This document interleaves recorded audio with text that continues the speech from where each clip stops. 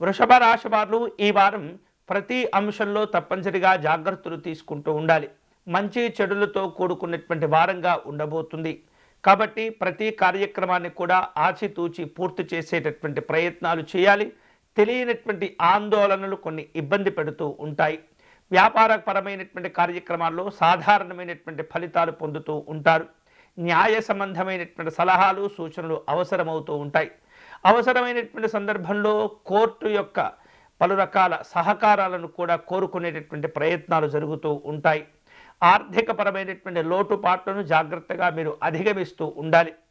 పలు అంశాల కారణం చేత మీకు రావలసిన ధనం ఏదైతే ఆగిపోయి ఉంటుందో, మొండి బాకీలు ఉంటాయో వాటిని తిరిగి సంపాదించుకునేటటువంటి ప్రయత్నాలు చేస్తుంటారు. ఈ వారం మధ్య నుండి ఆర్థిక వ్యవహారాలు మీకు అనుకూలంగా మారుతూ ఉంటాయి.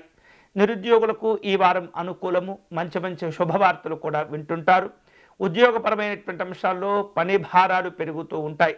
కాబట్టి జాగ్రత్తగా పనులను పూర్తి చేసుకుంటూ వెళ్ళాలి. అలాగే తోటి ఉద్యోగస్తులను కలుపుకుంటూ వెళ్ళాలి.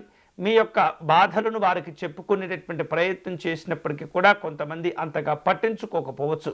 అయినప్పటికీ కూడా నిజాయితీగా వ్యవహరిస్తూ మీరు మీ పనులను పూర్తి చేసుకుంటూ వెళితే ఫలితాలు మీకు అనుకూలంగానే వస్తాయి. అలాగే అనవసరమైనటువంటి ఉపయోగకరం లేనటువంటి ప్రయాణాలు, ఇతరమైనటువంటి కార్యక్రమాలను ఎంత త్వరగా మీరు తగ్గించుకుంటే, వాటిని నిలుపుదల చేస్తే అంత ఉత్తమమైనటువంటి ఫలితాలు మీకు కలుగుతూ ఉంటాయి. విలువైనటువంటి కాలముతో పాటు ధనాన్ని కూడా మీరు నష్టపోకుండా ప్రయత్నం చేసిన వారు అవుతూ ఉంటారు.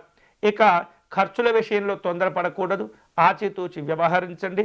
భవిష్యత్తు అవసరాల్లో మీకు ఈ ధనం అంటే మీరు కష్టపడి సంపాదించినటువంటి ధనం మీకు ఎంతో ఉపయోగపడేటటువంటి సందర్భాలు ఎదురవుతూ ఉంటాయి. కాబట్టి అన్ని రకాల జాగ్రత్తలు తీసుకోవటం మంచిది. ఈ వారం వృషభ రాశి వారు శుభ ఫలితాలను పొందేందుకై విశేషమైనటువంటి లక్ష్మీ నృసింహస్వామి వారి ఆరాధనను నిర్వహించుకోవటం మంచిది. స్వామివారికి అర్చన నిర్వహించటం, పానకమును నివేదన చేయటము, అలాగే స్వామివారి కరావలంబ స్తోత్రమును పారాయణం చేసుకోవటం అనేది చాలా మంచిది.